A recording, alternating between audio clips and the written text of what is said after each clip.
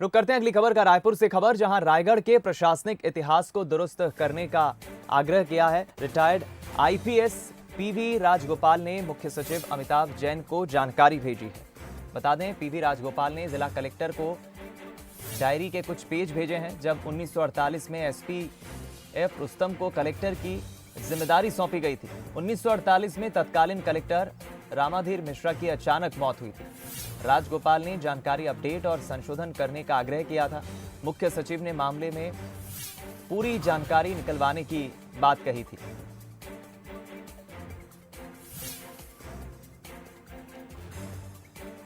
बता दें आपको, उन्होंने इतिहास को दुरुस्त करने का आग्रह भी किया है।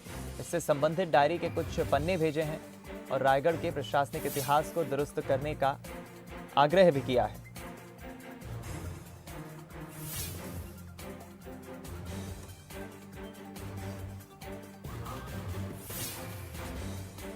बता दें आपको, रायगढ़ के एसपी को कलेक्टर की जिम्मेदारी सौंपी गई थी और पूरे देश में अपनी तरह का ये एक अलग ही मामला, एक अलग ही घटना इसे हम कहेंगे।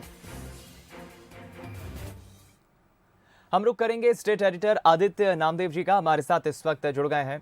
आदित्य जी, ये जो एक तरह से आग्रह किया है, एक कहानी जिसे शायद अभी तक कई लोगों को बात पता नहीं थी। रायगढ़ के एसपी की जिम्मेदारी कलेक्टर ने कलेक्टर के तौर पर उन्होंने संभाली थी, एसपी ने।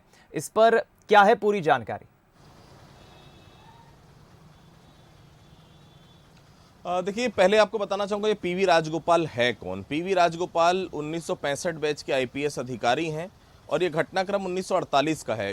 पीवी राजगोपाल ने इसलिए लेटर लिखा क्योंकि पीवी राजगोपाल एनपीए, जिसे हम नेशनल पुलिस एकेडमी कहते हैं, उसके निदेशक रह चुके हैं। और जो केएफ रुस्तम का जिक्र आ रहा है, केएफ रुस्तम वो शख्स हैं जिन्होंने लगभग 5 से 6 सालों तक प्रधानमंत्री नरेंद्र मोदी के मुख्य सुरक्षा अधिकारी के रूप में भी उन्होंने कार्यभार संभाला।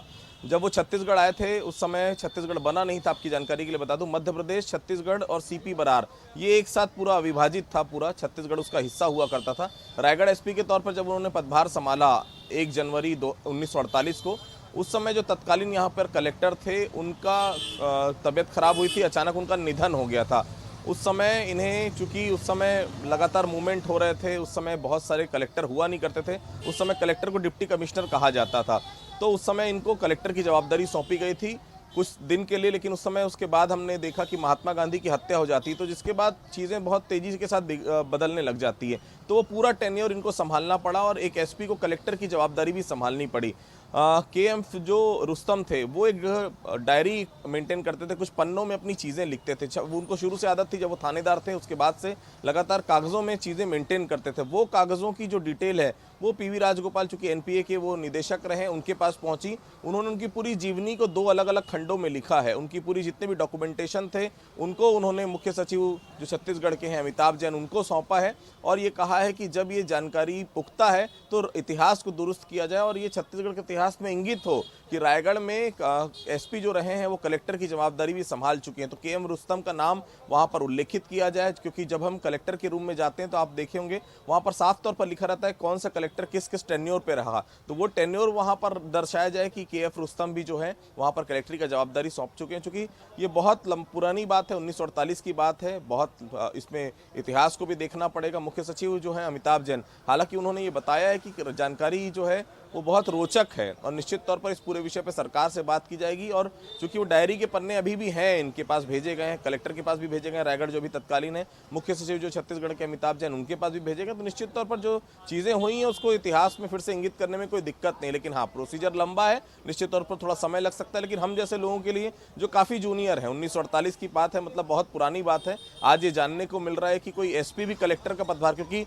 जितने समय से मैं छत्तीसगढ़ को जानता हूं, आज तक ऐसी घटना कभी छत्तीसगढ़ में तो नहीं हुई है। शायद देश की ये पहली घटना होगी जब कोई एसपी कलेक्टर की जवाबदारी संभाले। तो दिलचस्प घटना है, रोचक घटना है। इतिहास में कब फेरबदल हो गए देखने वाली बात होगी। लेकिन हाँ, इस विषय को लेकर छत्तीसगढ़ शासन के पास जानकारी पहुंच चुकी है। मुख्य सचिव अमिताभ जैन, उनके पास से जानकारी पहुंची हुई है। देखने वाली बात होगी कितने दिन में इतिहास को दुरुस्त किया जा सकता है। क्योंकि महात्मा गांधी की हत्या का समय है पूरा, उस समय जो है प्रभात फेरियां सुबह सुबह निकलती थी रघुपति राजाराम, क्योंकि कहीं ना कहीं लॉ एंड ऑर्डर की स्थिति न बिगड़े ये भी कलेक्टर की जवाबदारी होती थी। तो ये भी जानकारी है कि वो अपनी पत्नी के साथ, अपने बच्चों के साथ सुबह से निकल जाते थे घर से, इसीलिए, और कि वहाँ की लॉ एंड ऑर्डर की स्थिति बनी रहे। और कुल मिलाकर ये जानकारी सामने आई है, इसमें बहुत रोचक है कि वो लगातार काफ़ी समय तक वहाँ पर एसपी का भी कार्यभार संभालते रहे और कलेक्टर का भी कार्यभार संभालते रहे। तो इतिहास है और कब दुरुस्त होगा हम सबकी इसमें निगाहें रहेंगी। लेकिन हाँ, आज रविवार की बहुत रोचक खबर है कि सभी को जानने को मिल रहा है कि कोई एसपी है जो कलेक्टर का भी पदभार रायगढ़ में संभाल चुका है। चलिए, आप बने रहे हमारे साथ। आदित्य जी, हमारे साथ इस वक्त रिटायर्ड डीजीपी RLS यादव साहब भी फोन लाइन पर जुड़ गए हैं। यादव साहब, बहुत स्वागत है आपका बंसल न्यूज में। और हाँ, एक बहुत ही दिलचस्प खबर पर हम चर्चा कर रहे हैं। हमारे साथ छत्तीसगढ़ के स्टेट एडिटर भी बने हुए हैं। एक एसपी क्या कलेक्टर की जिम्मेदारी संभाल सकता है? और ये जो रिटायर्ड IPS है वहाँ के PV राजगोपाल साहब, जिन्होंने मुख्य सचिव को ये जानकारी भेजी है, इतिहास को दुरुस्त करने की एक तरह से आग्रह किया है, मांग की है। पहले तो आप इस पर अपना पहला ओपनिंग कमेंट दीजिए। देखिए, IPS पुलिस का जो सिस्टम है और कलेक्टर का सिस्टम है, अलग अलग है। दो अलग अलग सर्विसेज हैं, उनके प्रभार भी अलग अलग है।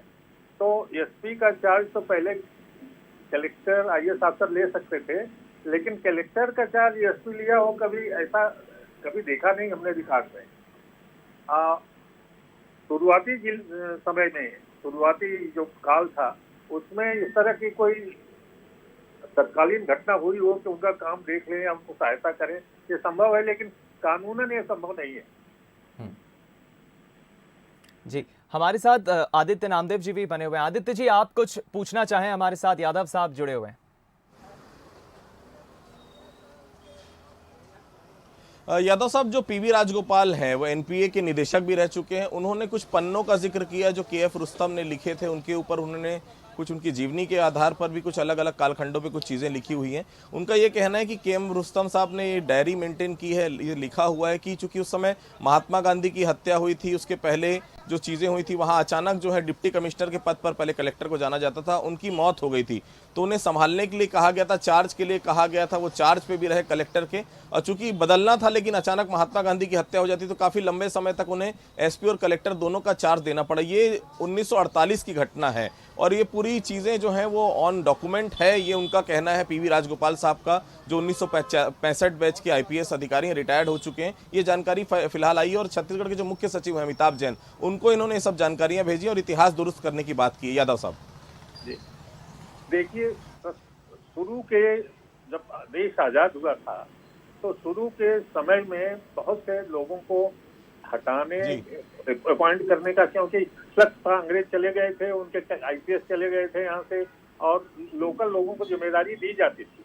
तो ये रेगुलर रूप से एसपी को जिम्मेदारी तो नहीं दी गई होगी कलेक्टर की, लेकिन एसपी को ये कहा गया होगा कि क्योंकि कोई कलेक्टर नहीं है तो उनका काम, मतलब लॉ एंड ऑर्डर संबंधित काम, वो रेवेन्यू संबंधित काम नहीं, लॉ एंड ऑर्डर संबंधित काम भी देखते रहें। ये संभव है, लेकिन ये बड़ी इमरजेंसी में कोई बात हुई होगी, अदरवाइज मुझे नहीं लगता कि रेगुलर प्रभार दिया गया होगा कलेक्टर का किसी सुपरिटेंडेंट पुलिस को। चलिए, बिल्कुल ठीक, बहुत शुक्रिया आपका RLS यादव साहब हमारे साथ बातचीत करने के लिए, इस खबर पर जुड़ने के लिए। तो देखिए, यादव साहब का ये कहना है। आदित्य जी, आपका भी बहुत शुक्रिया हमारे साथ इस खबर पर जुड़ने के लिए। एक बहुत ही रोचक खबर है और यादव साहब का ये कहना है कि देखिए, हो सकता है कि उन्हें पूरी कलेक्टर की जिम्मेदारी तो ना दी गई हो, लेकिन चूंकि डेथ हो गई थी उस वक्त तत्कालीन कलेक्टर की, इसलिए ये हो सकता है कि उस वक्त के जो एसपी थे F रुस्तम, उन्हें ये कहा गया हो कि आप कलेक्टर का काम भी आप देखें। कलेक्टर रामाधीर मिश्रा की उस वक्त 1948 में अचानक मौत हो गई थी। हालांकि रायगढ़ के प्रशासनिक इतिहास को बदलने के लिए, दुरुस्त करने के लिए, यह आग्रह अब रिटायर्ड IPS PV राजगोपाल ने किया है।